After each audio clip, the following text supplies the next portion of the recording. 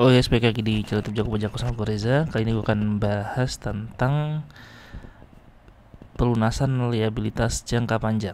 Oke, jadi ada 3 jenis metode pelunasan yang bisa dilakukan oleh perusahaan. Yang pertama adalah pelunasan dengan kas sebelum jatuh tempo.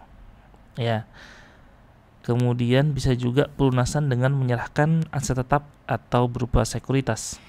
Dan yang ketiga adalah bisa melakukan modifikasi dari term long term liabilities tersebut.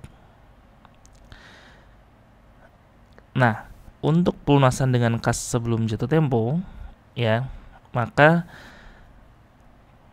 carrying amount dari utangnya tersebut dibandingkan dengan kas yang dibayarkan, maka selisihnya itu akan dicatat dalam akun gain atau loss on extinguishment bond, seperti itu. Nah, kemudian untuk pelunasan yang dilakukan dengan penyerahan aset tetap atau sekuritas, maka carrying amount dari debt ya akan kita bandingkan dengan fair value dari aset tetap. Yang pertama ini dulu. Nah, ini selisihnya dicatat di gain or loss on extinguishment.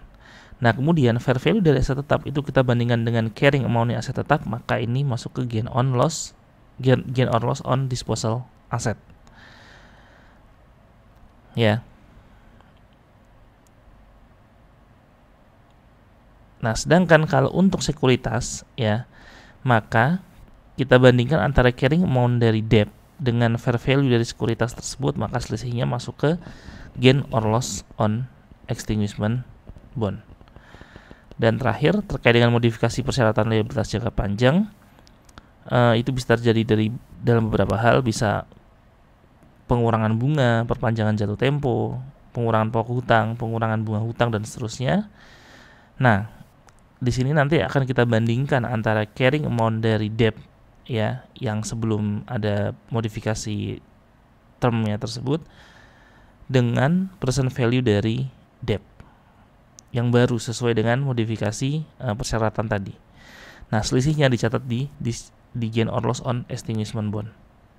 Ya. Nah, jika ada pengurangan bunga juga mencatat gain dari pengurangan bunga terutang. Oke. Nah, sekarang kita akan lihat contoh. Yang pertama, ini pelunasan dengan menggunakan kas dan dilakukan sebelum jatuh tempo. Nah, caranya bagaimana? Kita akan lihat di sini.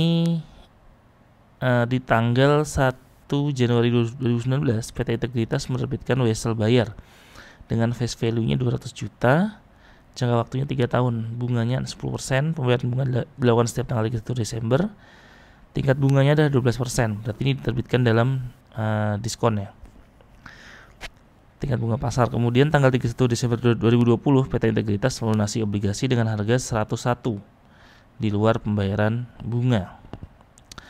Oke, kita akan lihat di sini. Tentu kita buat dulu schedule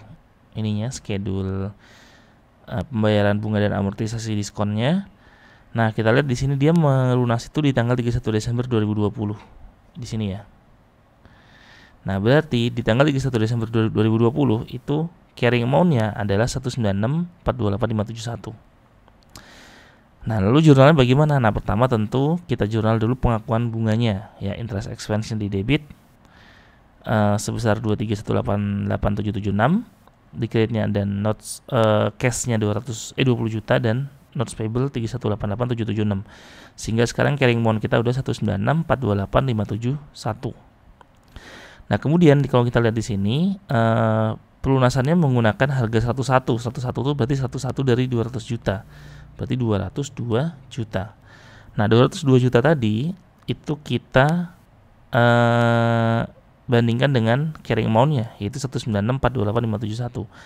Berarti ternyata lebih tinggi 5571429, yang ini tentu rugi ya. Karena kita harus membayar lebih besar daripada carrying amount yang kita miliki. Nah, sehingga notes payable-nya di debit 196.428.571, di kreditnya adalah cash 202 juta, dan selisihnya masuk ke loss on extinguishment bond sebesar 5571429.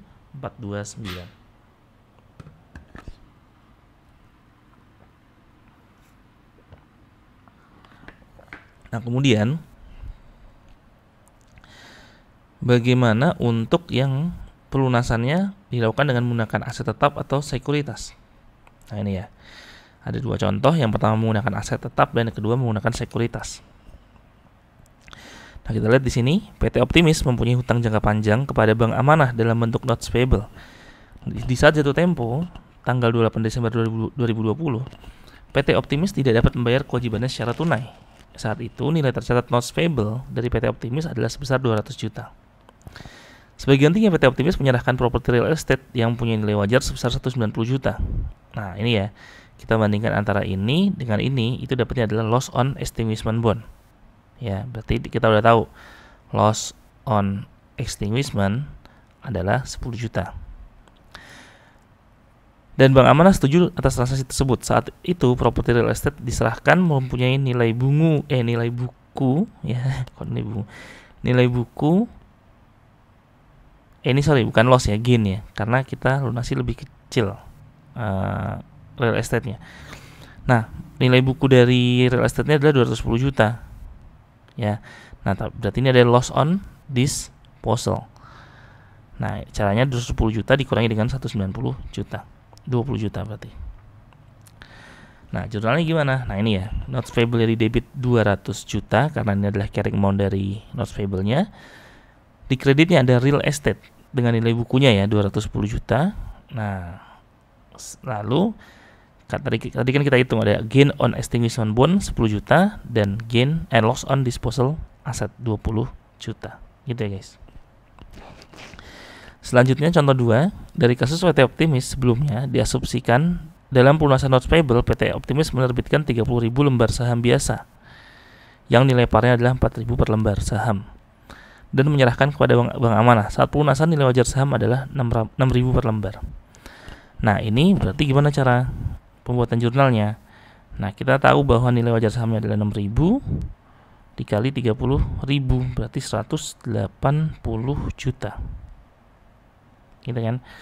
Nah berarti kan tadi nilai carrying amount notes payable kita adalah 200 juta. Berarti ruginya adalah gainnya adalah 20 juta karena kita mengeluarkan saham senilai 180 untuk melunasi hutang kita senilai 200 juta, gain 20 juta.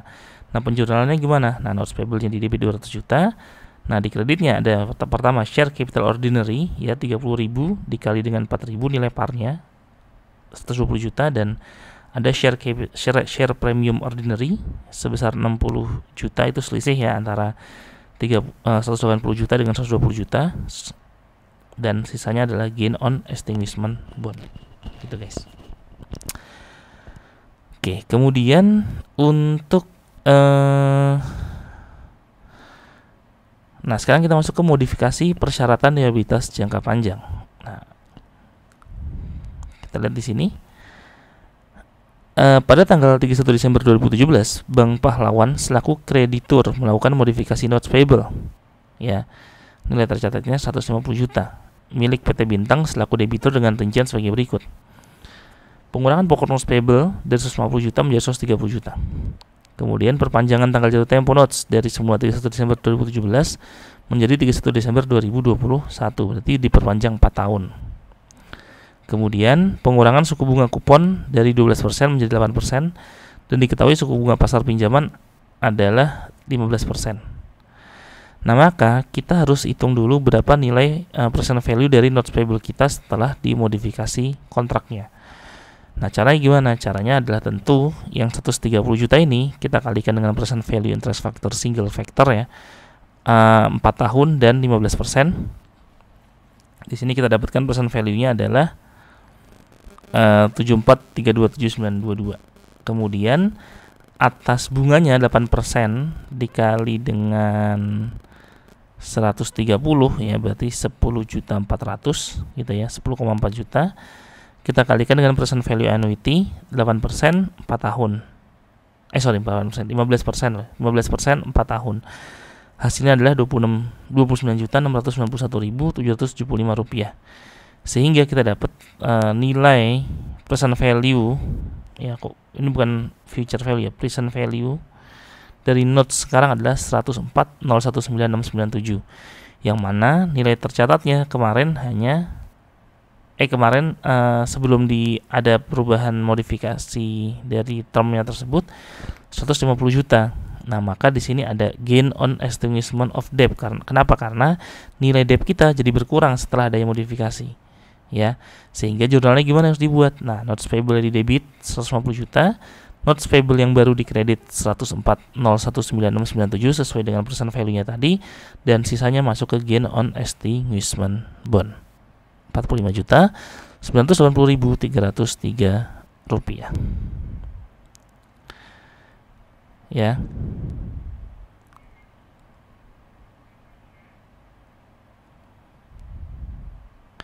Nah, kemudian kita lihat di sini.